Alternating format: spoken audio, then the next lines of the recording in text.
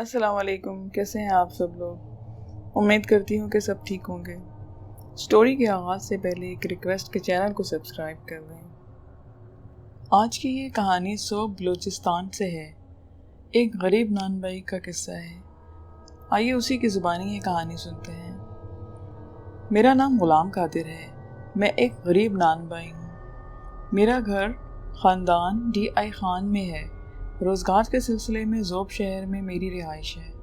تقریباً 2 سال پہلے میرے اور میرے بچوں کے ساتھ عجیب و غریب واقعات پیش آنے لگے۔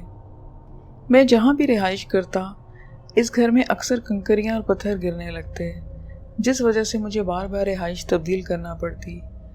پہلے میں کسی کی شرارت سمجھا، پولیس میں رپورٹ درج کروائی، مگر بار بار رپورٹ درج کروانے پر تھانے دار بھی بھڑک اٹھا۔ بار بار کرائے کے گھر بدلنے سے میں اور میرے گھر والے بہت پریشان تھے۔ ابھی ہم ان واقعات سے نکلے بھی نہ پائے تھے کہ ایک دن میرے گھر کے داخلی دروازے پر لگے پردے نے اچانک سے آگ پکڑ لی۔ کسی نہ کسی طرح دوسرا پردہ تو لگا دیا۔ اچانک ہماری آنکھوں کے سامنے صحن میں بھی خود بخود آگ لگ گئی۔ سب کے حواس گم ہو چکے تھے۔ جس طرح آگ خود بخود لگی تھی، ویسے ہی آہستہ آہستہ خود بجھ گئی۔ ایک عمر رسیدہ بزرگ نے اپنے تجربے کی روشنی میں مجھے کہا، غلام قادر، یہ جو کچھ تیرے ساتھ ہو رہا ہے، یہ سب مجھے جنات کی کارستانی لگتی ہے۔ اس کے بعد مجھے جہاں سے بھی پیر فقیر عامل مولوی کا پتہ چلا، میں اس کے پاس گیا۔ سب نے ایک ہی بات کہی کہ میرے پیچھے پریاں اور جنات لگے ہیں، جو ہندو مذہب سے تعلق رکھتے ہیں، مگر وہ میرے پیچھے اچانک کیوں لگ گئے؟ ان کا کیا مقصد ہے؟ یہ کسی نے مجھے نہیں بتایا۔ جو مجھے کوئی تعویذ دے، تعویذ رکھے رکھے جل جاتا۔ اب مولوی صاحب کے بقول ان پریوں اور جنات کی تعداد میں بھی اضافہ ہو گیا تھا، اور واقعی میں نے ان کی کارروائیوں کو تیز تر ہوتا محسوس کیا تھا۔ جگہ جگہ آگ لگتی تھی۔ گھر کے بستروں میں بھی آگ لگنا شروع ہو گئی تھی۔ موبائل اکثر گم ہو جاتا۔ جب مجھے نہ ملتا، میں نیا لے آتا تو مجھے پرانے والا مل جاتا اور نیا والا گم ہو جاتا۔ عجیب و غریب پراسرار وحشت زدہ کر دینے والے حالات پیدا ہو گئے تھے۔ میں کراچی سے پشاور، کوئٹہ، لاہور اور جانے کہاں کہاں مشہور پیروں فقیروں سے جا کے ملا، لیکن کوئی فائدہ نہ ہوا۔ میری اچھی خاصی رقم اس پر خرچ ہو رہی تھی۔ ایک روز ایک مولوی صاحب، صوم و صلات کے پابند اور خدا خوف رکھنے والے شخص، انہوں نے مجھے اپنے عمل کے ذریعے میری مدد کی۔ انہوں نے عمل کے بعد مجھے بتایا کہ اس مخلوق کے 17 افراد کو مسلمان کر دیا ہے، اور اب تمہارا وہ کچھ نقصان نہیں کریں گے۔ ان کے کہنے کے مطابق کچھ دن تو سب کچھ ٹھیک رہا۔ میں بھی مطمئن ہو گیا، مگر یہ اطمینان زیادہ دن تک نہ رہا۔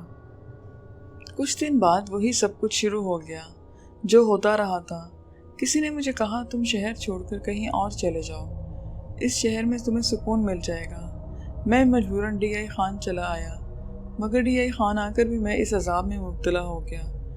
13 کے 13 کمرے میرے آنکھوں کے سامنے جل گئے تھے، جن میں خاندان بھر کے لیے سال بھر کا اناج کا ذخیرہ تھا۔ میرے ساتھ میرے خاندان کے لوگ بھی حسرت اور غصے اور غم کے تاثرات یہ سب کچھ برباد ہوتا دیکھ رہے تھے۔ مجھے اندازہ تھا کہ ان سب کے ذہن میں یہی ہوگا کہ ان کے پیچھے ان نقصان کا ذمہ دار میں ہوں، مگر میں مجبور تھا۔ مجھے علم میں نہیں تھا کہ یہ سب میرے خاندان میں کیوں ہو رہا ہے، اور آج میرے ساتھ میرے خاندان والوں کو بھی بہت بڑا نقصان ہو گیا تھا۔ ان کے سال بھر کی خوراک جل کر خاک ہو گئی تھی۔ مجھے دوبارہ زوب آنا پڑا۔ عید کا پہلا دن تھا، سب لوگ خوش تھے، مگر میرے اور گھر والوں کے لیے آزمائش ختم نہیں ہوئی تھی۔ میرا چھوٹا بیٹا اور بیٹی اچانک غائب ہو گئے تھے۔ میں انہیں جگہ جگہ تلاش کر لیا، لیکن ان کا کہیں پتہ نہ چلا۔ میری بیوی کا رو رو کر برا حال تھا۔ میں خود بھی سخت پریشان تھا۔ جب میں ہر طرف سے مایوس ہو گیا تو مجھے قلعہ سیف اللہ میں رہائش پذیر اپنے ایک دوست کا خیال آیا۔ میں نے اس کو کال کی اور اس سے مدد چاہی۔ اس نے مجھے کسی خان فقیر کے موبائل نمبر دیا اور کہا کہ تم اس سے فون کرو۔ میں نے ان کو کال کی اور ان کو اپنی پریشانی بتائی۔ جواب میں انہوں نے مجھے بڑے جلال میں حکم دیا کہ 10 منٹ صبر کے ساتھ انتظار کرو اور پھر مجھے فون کرنا۔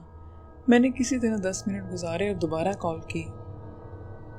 انہوں نے مجھے بتایا کہ تمہارے بچوں کو پریاں اٹھا کر لے گئے ہیں۔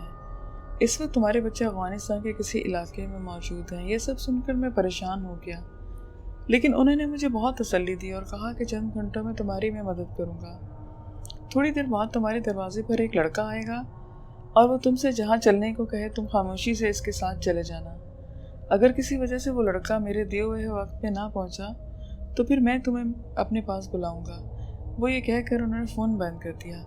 मैं और मेरी बीवी बेसब्री से अनजाने मेहमान का इंतज़ार करने लगे। कुछ देर बाद दरवाजे पर दस्तक हुई। जब मैंने दरवाज़ा खोला तो देखा कि काले कपड़ों में एक नौजवान खड़ा है। उस लड़के ने कहना शुरू किया, तुम्हारे बच्चे इस वक्त ईदगाह के साथ वाले कब्रिस्तान में मौजूद हैं, चलो उन्हें लेकर आते हैं। मैं चुपचाप इसके पीछे चल पड़ा। वो मेरे आगे चल रहा था। जब हम कब्रिस्तान में दाखिल हुए तो इस काले कपड़े वाले लड़कों ने दूर एक तरफ इशारा करके कहा, वो देखो सामने 50-60 के करीब परियां और जन्नात बैठे हैं। जब मैंने गौर से देखा तो मुझे वाकई इतनी ही तादाद में कुछ बच्चे नज़र आए। इस लड़के ने मुझे कहा, तुम इनके करीब जाओ और इन्हें सलाम करो और फिर इनमें देखो जो तुम्हारे बच्चे हैं इन्हें लेकर सीधा अपने घर चले जाओ। मैं कुछ कदम आगे बढ़ा और फिर लड़के को देखने के लिए जो मुंह फेरा तो देखा वो तो लड़के का नामो निशान नहीं था। मैं घबरा गया कि ये लड़का कहाँ चला गया। जब मैंने फ़ौरन बच्चों की तरफ देखा तो वहाँ किसी बच्चे का नामो निशान ना था। मेरे पूरे बदन में सनसनी दौड़ गई। मैंने फ़ौरन फ़कीर को कॉल किया और इनको सारी बात बताई। उन्होंने मुझे कहा कि ये परियां और जन्नात ज़िद्दी कौम है, तुम्हें इनसे बाज़ाब्ता फ़ैसला करना पड़ेगा। तुम वक्त ज़ाया किए बगैर आज ही मेरी तरफ आ जाओ और जो लड़का तुम काले कपड़ों में तुमसे मिला था वो मेरा फ़कीर था। सफ़र करके मैं खान फ़कीर के पास पहुंच गया। उन्होंने मुझे कहा कि वज़ू करके आओ। मैंने वज़ू किया, फिर वो और मैं एक तरफ चल पड़े। रात का वक्त था। जब वो आगे और मैं इनके पीछे जा रहा था, कुछ देर चलने के बाद हम एक कब्रिस्तान में दाखिल हो गए। सन्नाटा था। थोड़ी खुली जगह पर खान फ़कीर ने अपनी लाठी से एक बड़ा सा दायरा बनाया और मुझे कहा कि जब तक मैं तुमसे ना कहूँ इस हिसार से बाहर ना निकलना और ना ही निकलने की कोशिश करना।